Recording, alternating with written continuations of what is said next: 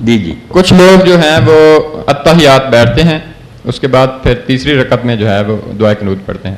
کچھ لوگ دوسری رکعت میں ہی اٹھ جاتے ہیں اور پھر ہاتھ اٹھا کر قنوت دعائیں پڑھتے ہیں. تو اس کا مسنون طریقہ آپ بتا دیں. نماز وطر کے بارے میں پوچھ رہے ہیں کہ 3 وطر اگر کوئی پڑھے، ویسے تو اللہ کے رسول علیہ السلام نے حدیث پاک میں فرمایا کہ وطر حق ہے، جس کا جی چاہے 5 پڑھے، جس کا جی چاہے 3 پڑھے، جس کا جی چاہے 1 پڑھے. وطر کہتے ہیں عربی زبان میں تا کا عدد، جو تا کا عدد ہے نا 2 پر تقسیم نہیں ہوتے، 1 3 5 7 9 11، یہ سارے وطر ہیں. تو آپ نے فرمایا 5 پڑھے، 3 پڑھے، 1 پڑھے، اس کی مرضی ہے. اس لیے اگر 1 پڑھی بس کر دے پھر تو یہ سوال ہی نہیں پیدا ہوتا. اگر 3 پڑھنا چاہتا ہے وہ اس کے 3 طریقے، وطر پڑھنے کے 3 طریقے دنیا میں رائج ہیں. ایک طریقہ تو ہے جو صحیح اور بہت اعلیٰ، جس میں شک و شبہ نہیں، اور ائمہ کی اکثریت نے اس کو قبول کیا. حرمین شریف میں بھی آپ دیکھتے ہیں تراویح کے بعد پڑھنے وہ طریقہ ہے کہ 2 الگ پڑھے جائیں، 2 رکعتیں الگ شروع کی جائیں، اتحیات، درود سلام پھیریں ختم کر دیں.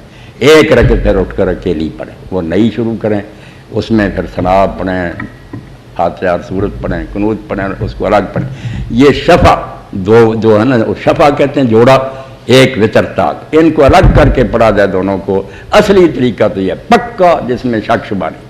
دوسرا طریقہ یہ ہے کہ اکٹھے پڑھے اور درمیان میں نہ بیٹھے. جیسے میرے بچے نے کہا کہ کئی لوگ اہل حدیث حضرات ایسے ہی کرتے ہیں کہ درمیان میں نہیں بیٹھتے، دوسری رکعت پر اٹھ جاتے ہیں، تیسری پر بیٹھتے ہیں، مغرب کی طرح نہیں پڑھتے، درمیان میں تشہد نہیں پڑھتے. یہ طریقہ بھی رسول کریم علیہ السلام سے ثابت نہیں ہے. یہ حضرت عطا بن ابی رباح وغیرہ نے پڑھا، کوئی اس کا ثبوت بھی آپ سے نہیں ہے. اور تیسرا جو ہے کہ مغرب کی طرح ہی پڑھتے ہیں 2 تشہد، یہ صحابہ میں سے حضرت ابن مسعود وغیرہ سے آتا، رسول اللہ سے نہیں آتا. اس لیے اگر آپ پوری سنت کی پیروی کریں نا جس میں کوئی شبہ نہیں، پھر تو پکا اور قوی قول ہے کہ 2 رکعتیں الگ پڑھیں، ان کا سلام کہیں، 1 جو الگ پڑھیں.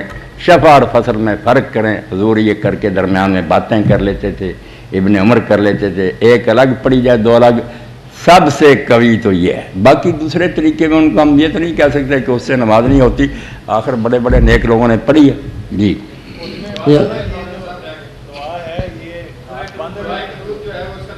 دعائے قنوت کا پوچھا آپ نے.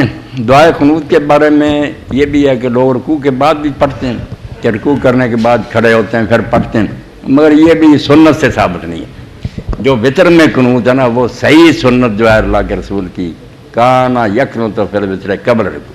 وطر میں آپ جو قنوت پڑھتے تھے وہ رکوع سے پہلے. اس میں صحیح بات یہی ہے کہ فاتحہ پڑھ کے سورت پڑھ کے آپ پھر قنوت پڑھیں، پھر رکوع میں جائیں. قنوت کے لیے سب راستے کھلے ہیں کہ آپ ہاتھ اٹھا کر کریں، باندھ کر کریں، لٹکا کر کریں.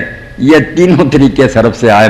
نبی علیہ السلام سے اس بارے میں کچھ ثابت نہیں ہے. ہم تک جو ریکارڈ پہنچا اس میں ذکر نہیں ہے. اس لیے سب کی گنجائش ہے. آپ ہاتھ اٹھا لیں گے تو یہ حضرت عبداللہ بن مسعود رضی اللہ عنہ کہتے تھے دعا ہے، دعا ہاتھ اٹھا کر کرنی تھی.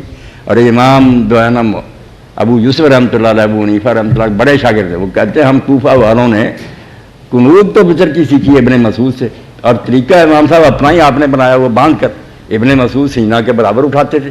اگر وطر ان سے سیکھا ہے تو وہ کرو جو وہ کرتے. اس لیے مولانا تقی عثمانی وغیرہ بھی مانتے ہیں کہ بھائی سچی بات یہ ہے کہ ہاتھ اٹھانے چاہیے. مگر اگر کوئی باندھ کر کرے، یا جیسے امام محمد کہتے ہیں کہ رکوع کے بعد جیسے لٹتے ہوتے ہیں اسی طرح اللہ اکبر کہہ کے نیچے لٹکا دو، ہیں سارے طریقے جائز ہی جائز، نماز ہو جائے گی. جی سر جب وطر پڑھ لیتے ہیں صبح کی نماز کے تک، اس کے درمیان میں ہم نفل پڑھ سکتے ہیں کہ نہیں؟ ہاں بالکل ٹھیک ہے کہ اگر اس نے عشاء کے ساتھ یا کسی وقت وطر پڑھ لیے اور بعد میں موقع مل گیا تو آپ فجر کی اذان ہونے تک جتنے جی چاہے نفل پڑھ سکتے ہیں، کوئی رکاوٹ نہیں، سب ٹھیک ہے. مگر جب آپ نے ابھی وطر پڑھنے نا اس وقت طریقہ یہ ہے کہ اس وطر آخر میں پڑھیں، نفل جتنے پڑھنے پڑھیں، بعد میں وطر پڑھیں. وہ مسئلہ صرف یہ ہے کیونکہ کئی لوگوں کا میں نے دیکھا نا اچھے بھلے وہ کہتے ہیں ہم نے تو اٹھتے پہلے وطر پڑھ لیے پھر نفل پڑھتے رہے. تو آپ نے طریقہ سمجھایا کہ رات کو اگر نماز پڑھنی ہے تو آخر میں پڑھو وطر، پہلے نفل جتنے جی چاہے. مگر جب وطر پڑھ لے اور بعد میں کچھ جاگے تو پڑھ سکتا. حضرت طلق ابن علی رضی اللہ عنہ صحابی تھے، ایک محلہ میں گئے، لوگوں نے کہا آپ ہمیں یہ رمضان شریف کا قیام جو تراویح پڑھا دیں، انہوں نے جماعت کرائی. پھر دوسرے محلے میں گئے، وہاں کے لوگوں نے بھی کہہ دیا، آپ امام بن گئے، پھر پڑھائی. مگر جب وطر کا وقت آیا نہیں پڑھائی. فرمایا لا وطران فی لیلہ، ایک رات میں حضور نے فرمایا وطر نہیں 2 مرتبہ، نفلوں کی کوئی بات نہیں تھی، وہاں بھی میں پڑھایا تھا، پھر دوبارہ یہی تراویح ان کو پڑھائی، تو کوئی بات نہیں، بعد میں بھی جاگے آدمی تو پڑھ سکتا۔ بہتر یہی ہے کہ چھوڑ دے وطر اور پچھلے حصے رات میں پڑھے، ان کا اصل وقت جو ہے نا وہ آخر اللیل ہی ہے۔ ہمیں آسانی دی گئی ہے کہ نہیں اٹھ سکتے، چلو پہلے پڑھ لو۔ ابو ہریرہ رضی اللہ عنہ چونکہ پڑھتے پڑھاتے رہتے تھے، آپ کی طرح آپ نے ہدایت کر دی کہ ابو ہریرہ تو سونے سے پہلے وطر پڑھ کر سویا کر، اگر نہ اٹھ سکے گا تو وطر تو پڑھے ہوں گے، جو اٹھ سکے اس کے لیے بہتر یہ ہے کہ 4 فرض اور 2 سنت پڑھ کر نہ سو جائے، بعد میں جب جاگے گا تو پھر نفل پڑھ کے پھر وطر پڑھ۔